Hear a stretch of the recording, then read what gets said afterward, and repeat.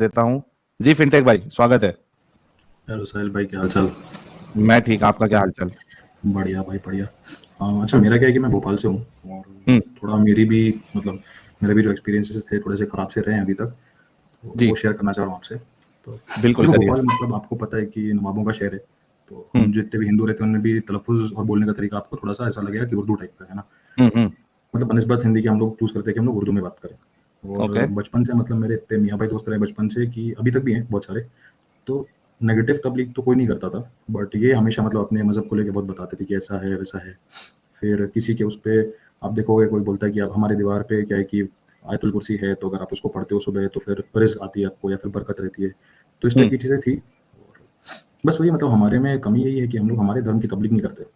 हम्म और सामने से अगर तबलीग होती रहती है, चारों तरफ आपको सब मियाँ भाई दोस्ती मिलते हैं, तो फिर आप कन्वर्ट होने जाते हो। और मेरा भी वो मतलब मैंने बाकायदा आपको बताऊँ तो मैंने कलमा तौहीद और रिसाला दोनों पढ़ लिए इनकी इन्फ्लुएंस में आके। हाँ, और खतना तो 40,000 नहीं रुपए करवा दे दी? के, हाँ वही 40,000 रुपए दे के मैंने मतलब अपना सर्कमसिजन भी करवा लिया था। तो अरे 2-3 रे दिन रे रे एडमिट रे रहा रे रे। अस्पताल में, हाँ बाकायदा। तो ये भी था, मेरे शिया दोस्त भी बहुत सारे रहे, तो यौम आशूरा भी हम लोग मनाते थे साथ में। और हम्म। फिर अपना कसीदा बुर्दा शरीफ भी गाता था मैं, सब सब तमाम तरीकों की चीज़ें मैंने की है। तो बट निकले वही है कैसे मतलब फिर? अकल आई बाद में, देखते-देखते निकला मतलब सेमी कन्वर्ट हो गया था मैं, पूरी तरीके से कन्वर्ट नहीं हुआ था। हम्म। और वो तो पूरे इन्फ्लुएंस में थे, आने लगे थे घर पे, विज़िट करने लगे थे कि ऐसा-ऐसा करो, नमाज़ें पढ़ो, ये करो, वो करो। जुम्मे के लिए मेरे को लेके भी गए एक बार सिखाने के लिए, बाकायदा उन्होंने बताया कि ऐसे करते हैं, हाथ आप यहाँ पे पेट के ऊपर लगाओ फिर। तो वो सब चीज़ें थी, वो हुई। फिर क्या हुआ कि मेरे जो फादर हैं, मेरी मेरी उस टाइम पे एज थी 21। तो हम्म चूँकि मैं ब्राह्मण हूँ, तो पापा ने बोला कि तुम क्या करो कि जनेऊ करवाओ। तुम्हारा मेरे को ये सब ठीक नहीं लग रहा जो तुम्हारा चल रहा है। इनफैक्ट मैं रोज़े भी रखने लगा था बीच-बीच में, जितने रखते बनते थे। तो पापा को ये सब ठीक नहीं लगा, तो उन्होंने बोला कि तुम जनेऊ करवाओ। तो उस टाइम पे मेरे को नहीं लग रहा था कि ये सब चीज़ें अलाउड है कि नहीं है, तो मैंने जनेऊ करवाई। उस टाइम पे मेरे को डिस्टिंग्विश हुआ कि यार भैया मैं अलग कौम से हूँ और ये कौम अलग है। और फिर उसके बाद में धीरे-धीरे मैंने पूजा पाठ करना शुरू किया, तो फिर मेरे को अकल आई और फिर मैं जो है अपने धर्म की तरफ थोड़ा-सा ज़्यादा आया। नहीं तो हम्म मेरे फादर भी उसके पहले, जब तक मेरा एक्सपोज़र नहीं था इस्लाम को, उसके पहले-पहले वो भी बहुत सेक्युलर थे। अभी भी हैं वैसे तो, हम लोग मतलब जो दरगाह वगैरह हैं जितनी भी, वहाँ पे भी हम लोग खूब जाते थे। नागपुर में भी जो ताजुद्दीन बाबा की दरगाह है, वहाँ पे भी हम लोग गए। तो ये सब चलता रहता था, बट वही है ना कि मतलब धर्म की हमें कभी बचपन से अगर मिलती नहीं है, तो फिर वही है, वो वैक्यूम बनता है और फिर उस वैक्यूम में कोई और एंट्री ले लेता है। तो वही हमारे एग्जैक्टली। साथ में भी हुआ। बहुत सही कहा आपने। सो आर यू हैप्पी नाउ कि आप निकल गए उस जंजाल से? आई एम वेरी हैप्पी, क्योंकि अगर मैं रहता तो पता नहीं मैं कहाँ शायद मैं भी सीरिया में होता या कहीं यमन में होता कहीं, क्या पता। सही बात है। तो क्या मैसेज देना चाहेंगे सारे लोगों को? मत आओ भैया, बिल्कुल मत आओ इसमें। पहले बहुत आपको क्या-क्या अट्रैक्ट करेगा ये सब, इनकी लाइफ़स्टाइल सब कुछ बहुत अट्रैक्ट करेगी। बट धीरे-धीरे जैसे आप डिग डीप करोगे, आपको सब पता लगेगा कि ये जो चीज़ें हैं ये बहुत खराब है ना? और ये भी जो एक हमारी बहन बोल रही थी कि नीचे अगर आप सर्कमसिजन करवाते हो तो फिर आपका पूरा सेंसरी सब खराब हो जाता है, तो वो बात भी सही है। मतलब I have experience it before and after circumcision. तो जितना हम्म भी सेंसरी टच था, जितना भी लगता था, वो सब इतना कम हो गया कि मत पूछो। पहले बहुत फ़ील होता था, अब कुछ फ़ील ही नहीं होता वहाँ पे। तो वही है, खुद अब के क्या हाथ बोले से अभी। आप। सर ये बताओ कि डॉक्टर के पास गए थे या कुल्हाड़ी चलवाई थी? नहीं, नहीं भाई। अरे इन्होंने मेरे को बोला था, जितने भी मेरे दोस्त थे उन्होंने बोला था कि तुम क्या करो कि मौलाना के पास में जाओ। और फिर मैंने गूगल पे सर्च किया, मैंने देखा कि ये सब में आपको क्या है कि कोई अपॉइंटमेंट वगैरह नहीं लगता, ना आपको कोई इंजेक्शंस देते हैं सुन्न करने के लिए। तो उसके लिए मैंने वो जो प्रोसीजर था, जो स्टैंडर्ड प्रोसीजर है, वो चूज़ किया मैंने।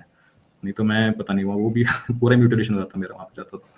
नहीं, लेकिन बात यह है कि वो कहावत है, अपने पैर पे कुल्हाड़ी मारना। आपने अपने सामान मुबारक अरे पे कुल्हाड़ी नहीं मरवा ली नहीं है। हाँ, वही ना। बकायदा उसके लिए लोन लिया मैंने, पर्सनल लोन लिया, 40,000 नहीं ले। मतलब 65 अभी भी इंटरेस्ट दे रहे हो 65 क्या? हज़ार रुपए का। अरे नहीं, नहीं, हो गया था वो पूरा, मैं 2-3 साल में भर दिया था मैंने। बकायदा उसके लिए नौकरी करी सर मैंने, एक एक्स्ट्रा कैफ़े कॉफ़ी डे पे, और फिर वो वेरी करते-करते गुड, फिर वेरी गुड। दिया। कटा भी और मजा सर भी गया। वही ना यार। इसको बोलते हैं असली कटना। अरे अब मरा अरे तो चला यार। गया, अफ़सोस हो रहा है नहीं तो। अच्छा सुनो ना, भाई मेरे को ये जानना था कि जब when this process happened, like मतलब फॉरगेट अबाउट जोक्स, बट जब आपके साथ ये कन्वर्जन की बातें कर रहे थे, तब आपको क्या फीलिंग था? मतलब were you feeling as if? अच्छा एक मिनट, पायलट वाला भाई, अरे इसरा तुम्हारे लिए यार, एक तो लोग भी इतने जिद्दी है, उनको निकालते जा रहे हैं लेकिन वो जुड़ते जा रहे हैं।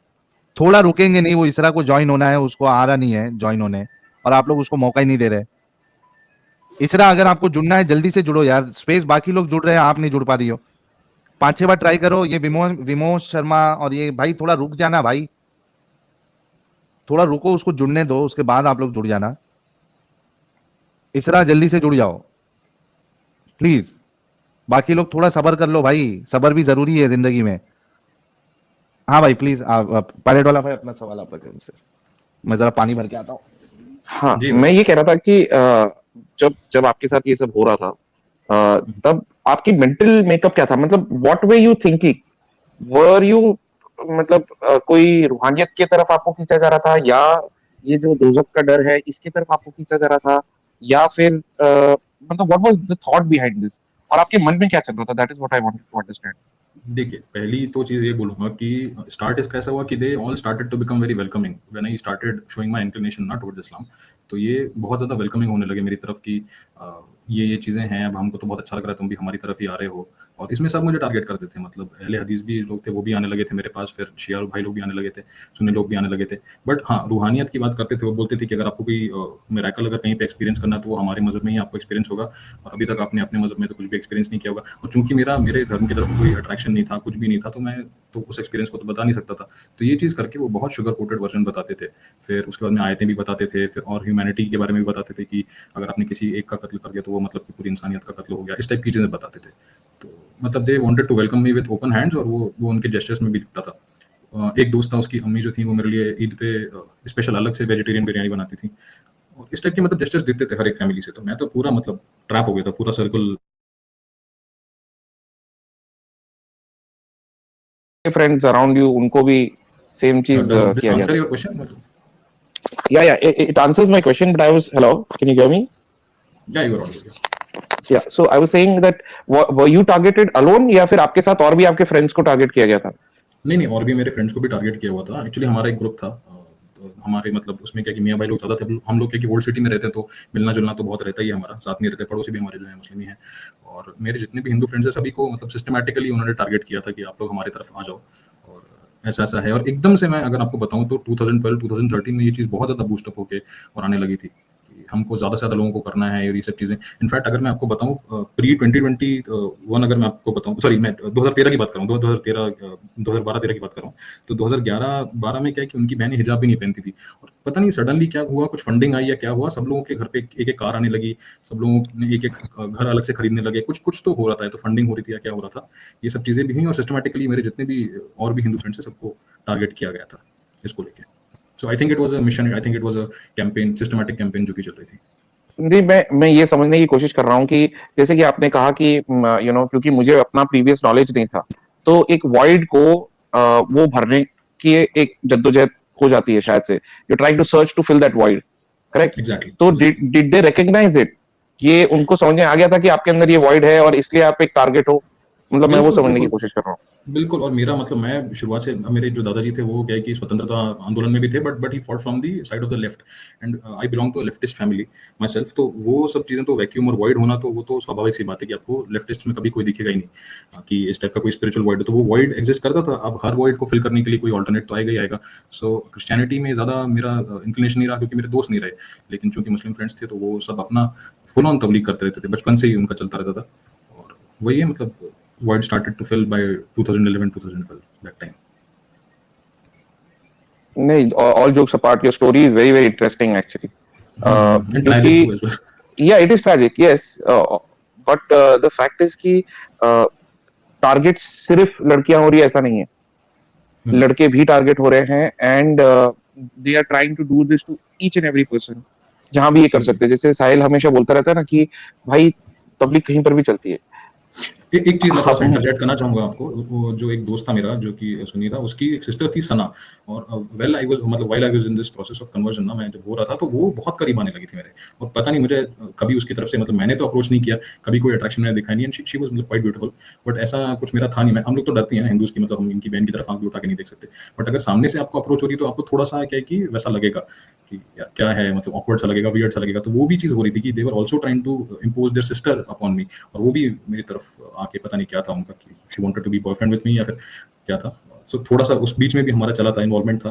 नथिंग मतलब इंटिमिडेट कुछ भी नहीं हुआ, बट वो हो सकता था आई थिंक, बट वो पूरी तरीके से ट्राई कर रहे थे। हेलो हेलो, आवाज आ रही है?